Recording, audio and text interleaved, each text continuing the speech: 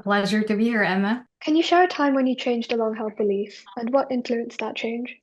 The belief I used to have was a woman needs to have children to live a full, happy life. That was a long held belief. I think it has something to do with my background. So I grew up in the Philippines, and it's in my community. The family is really at the center of life. If you graduate from university as a young woman and you're not married yet, leaving your family and going off on your own is seen as a no-no. Like you have to stay at home. And there are a lot of expectations for people to go off, marry, have children, and to have, different generations of families living in one household, taking care of each other. So that was an expectation. And I remember when I was in my 20s and I'd just broken up with my first boyfriend. And my mother was saying, "Why did you leave him? He seems okay. Just marry him. Your clock is running out." And I was in my early 20s. And it made me feel very, very uncomfortable. And I always knew there might be something going on here that I need more time to process. So eventually I went to Australia to do my PhD studies. And I think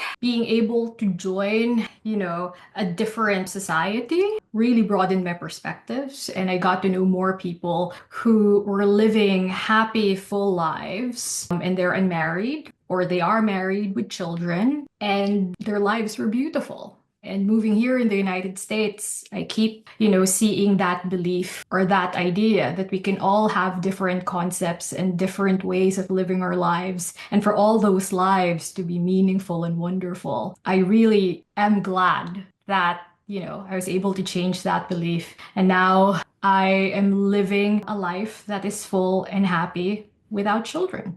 Would you say that it was a wrong belief that you held before? That, for instance, you had to marry young? Or do you think it was more of a culture influence growing up in the Philippines?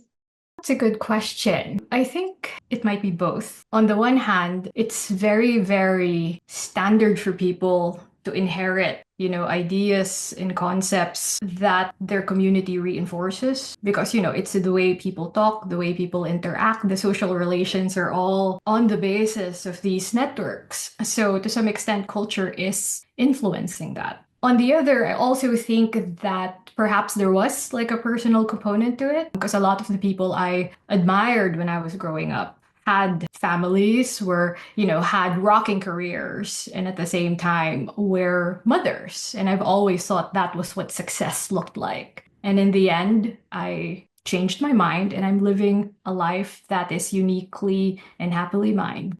Are there any beliefs you feel you will never abandon?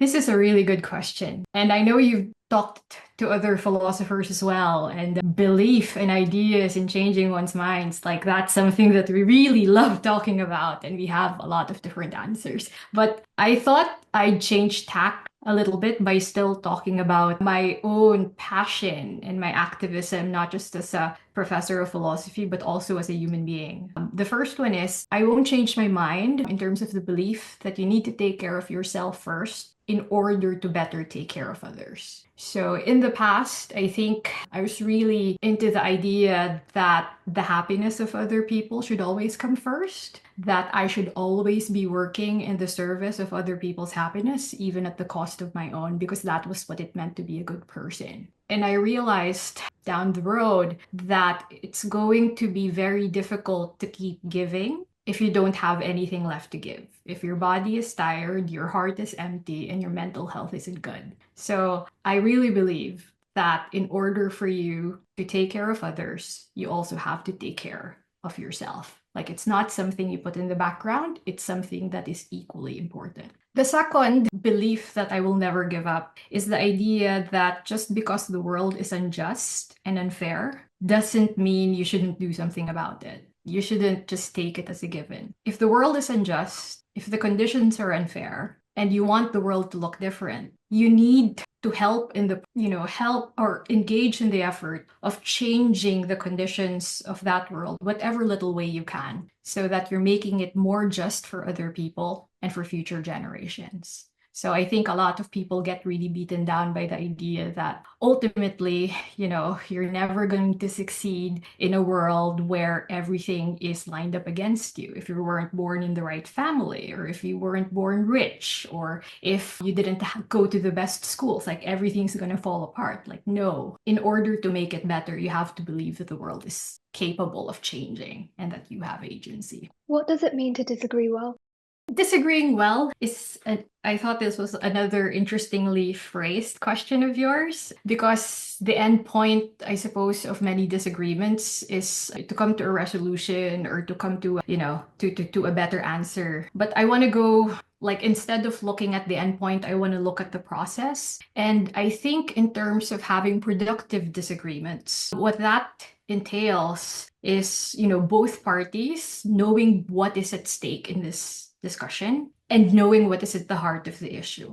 And what I mean by that is that sometimes people engage in disagreement about things that are really just on the surface. There's something else behind it, and the people just won't admit it. So, for example, here in the United States where I work, President Donald Trump just won his second term as president of the United States. And I hear a lot of people saying, oh, look at the socioeconomic conditions. It's the inflation, and everyone's panicking about it. That's the real reason that he won. But I think that's just one explanation. I think behind that explanation are also a lot of other feelings and perspectives that aren't being taken into consideration, such as, for instance, the violent history of the United States, like this fear that people have that the immigrants are taking their jobs and livelihoods. So the fear and the history are all part of that, so that it's more than just a disagreement whether or not the inflation was the reason he won. There are other things at the very heart of the matter, that's surrounding the entire issue. And being able to disagree well is being able to see the positions that the people are taking, and to some extent, the motivations behind them taking those positions. And what is the value of disagreement, if you think there is any? And how does disagreement play a role in politics? The value of disagreement ultimately, I think, has something to do with human freedom. I think being able to disagree with others, and in the process to be able to, bring another perspective to the issue, be able to change other people's minds, or your mind changing as well. It's a process by which you are engaging your capacity to reason and to be part of a conversation with other people. And I think, it's a validation that you are an independent, thinking, feeling human being who's capable of having a position when it comes to really tenuous or sometimes trivial matters. So I think that's part of it. And in terms of the question, disagreement in politics, I think I'll start first with my own profession. So I'm in the business of philosophy. And much like the other people you've interviewed, I'm sure it's very familiar to you that we love talking and debating and disagreeing all the time. Big, chunky, ultimate questions such as, does God exist, to whether or not this table exists, or whether or not the Emma I'm talking to is still going to be the same Emma tomorrow, or if her identity has completely changed. So those are all philosophical questions that we like thinking about. And part of what makes progress in philosophy is being able to engage those questions and sometimes just dismiss them when they've run their course. In politics, I think there is so much more at stake in comparison to debates in journals and in books in academia, especially since you're talking about people's lives, and you're talking about lives that are, to some extent, the mercy of the people who are in positions of power, and both in the government and both in terms of all the other, structures of influence, authority, and power we have in society, from religion to technology to finance. So when all of those factors are put together, I think there's a lot at stake in disagreement. And there's especially a lot more at stake in being able to be free to voice out your disagreement. And increasingly, in many places, that's, becoming frowned upon. And I think it's not a good thing. And given your research on extremism, I believe, do you think it's Yeah. possible for extremists to engage in constructive dialogue, for them to disagree well? And if so, how? So that's really interesting. A couple of years ago, I wrote this paper on group egotists and examined several cases of extremists who were born in the belief system. So Megan Phelps Roper, she was the granddaughter of Fred Phelps, who is the founder of the Westboro Baptist Church. So that's a Christian identity hate group in the United States. So the things they do, for instance, is, if there's a funeral for a soldier, they'll march and they will say that this person died because God is punishing them, or would go into rallies and saying that God hates homosexuals. So it's a very violent hate group, and they really do think, as many fundamentalist churches think, that they really are the chosen ones, and they're the only ones who are going to be saved after the apocalypse. And ultimately, what led to her changing her mind was first seeing injustices done to women like her and her mother in the church, where the men were not happy that the women were having more of a say in the media and as lawyers in criminal trials. So they were having more influence. And second, she started chatting with people on Twitter who really listened to her and who really engaged her thinking. And eventually, the arguments that she had felt like broke down, partly because she started thinking of these people she was engaging with as friends. Like, these were people who were patient and generous with their time and attention, even if she was saying such bad, harmful things. Eventually, she left the church and she actually married the person she was talking to on Twitter, who helped change her mind. So there are stories like that. Another story I know is like by R. Derek Black. So a very similar story, raised in the bosom of white supremacy, was gearing up to be the next leader of the movement to some extent because his father was a popular figure there. And eventually, it was also his friends that led to him changing his mind. They would go to Shabbat dinners, a Jewish dinner, despite the fact that, he had anti-Jewish sentiments. And he would meet with like feminists and persons of color and sons and daughters of immigrants who show him that, we are not the monsters that you are painting us to be, and that we have as much right to a life and to security as you do. And then he changed his mind, and he also abandoned his beliefs. So there are miracle cases like that, but especially for children who grew up believing in hateful ideas, it's very, very difficult to disengage, because it means losing the respect of your family and risking, the loss entirely of your systems of support. But I think these cases show that sometimes they do happen. And finally, how can schools and universities promote good disagreement? Two things, and they're very practical, because in the United States, there's a lot, the changes are happening really fast, and there's a lot of attacks against institutions of education. And the first is, don't ban books. I think government shouldn't have a hold about, what people teach and what people learn. The people in universities and colleges have been trained and have done the research, and we should put our trust in their expertise when they are teaching the materials that they need to teach. And then second, don't attack academic freedom, because when you start attacking academic freedom, then you basically don't have the ability to engage in any form of conversation anymore. You just have to follow the law, and that makes for a very impoverished and dangerous situation when you can't disagree and not be punished for it. So I think those are the two things. Universities should really fight not to be in a position where they have to ban books, or they can't research on their areas of expertise because the government says so.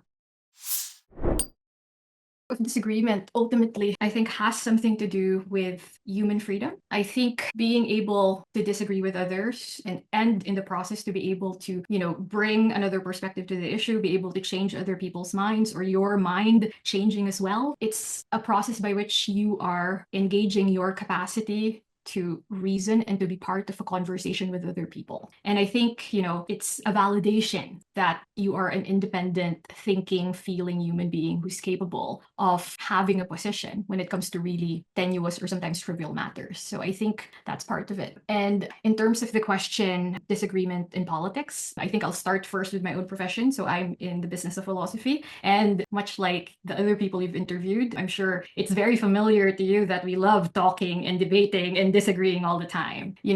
Big, chunky, ultimate questions such as, does God exist, to whether or not this table exists, or whether or not the Emma I'm talking to is still going to be the same Emma tomorrow, or if her identity has completely changed. So those are all philosophical questions that we like thinking about. And part of what makes progress in philosophy is being able to engage those questions and sometimes just dismiss them when they've run their course. In politics, I think there is so much more at stake in comparison to debates in journals and in books in academia, especially since you're talking about people's lives and you're talking about lives that are, to some extent, the mercy of the people who are in positions of power, and both in the government and both in terms of all the other, structures of influence, authority, and power we have in society, from religion to technology to finance. So when all of those factors are put together, I think there's a lot at stake in disagreement. And there's especially a lot more at stake in being able to be free to voice out your disagreement. And increasingly, in many places, that's,